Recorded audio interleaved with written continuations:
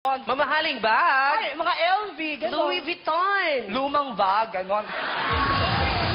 Wala kang pamiling bago. Okay. Tapos pagdating mo sa coffee shop, hindi ka kagad papasok. Bakit hindi ka agad papasok? Natural, may salamin nyo, mauntog ka. Hintayin mo buksan ng guard. Pagbukas ng guard, mamimili ka ng uupuan mo. Dalawang klaseng upuan doon. May lamesa na nakapalibot yung upuan. Meron namang isa, yung sofa. Pag social ka, mayaman ka, ang tawag doon, couch. Wow. Hello, alam ko kaya yan. Nakasabay ko kaya magkape si Jaworski. Oh. Sabi ko, ay! Couch Jaworski! May dumaang ipis. Ay, may cockroach. Cockroach! Yung manager ni Pacman, si Cockroach. Huwag kang I don't want to talk to you anymore. You're Ganon so pag- pangit. Wow, ang yabang mo naman. Kung makapangit ka naman, wagas. Bakit? Kung di ka pa nagpagawa ng ilong, magkamukha lang tayo. At least ako nagpagawa. Aminado ako nagpagawa. In-enhance ko. Eh, ikaw. O bakit? Nagpasira ako.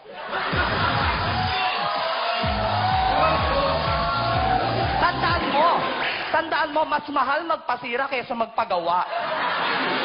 5 doktor ang nagtulong-tulong, sirain lang yan. Huwag kang Kaya pala pumangit yung ganyan. Hello? At saka tandaan mo ha, ang pagiging pangit at maganda, meron niyang advantages at saka disadvantages. Oo naman, Chasto. Alam ko ang advantages at disadvantages sa mga ganda at pangit. Sa beauty contest, pag sumali ka, nakita ka ng judges maganda, pasok ka na kagad sa top 3. O, hindi rin. Hindi lahat binibigyan ng tadhana. Minsan may maganda, pero bobo, mahina ang utak. Question and answer, talo. O bakit? Kayong mga pangit. Pag pangit ka, Ano? bakit ka sasali? Mag-isip ka muna.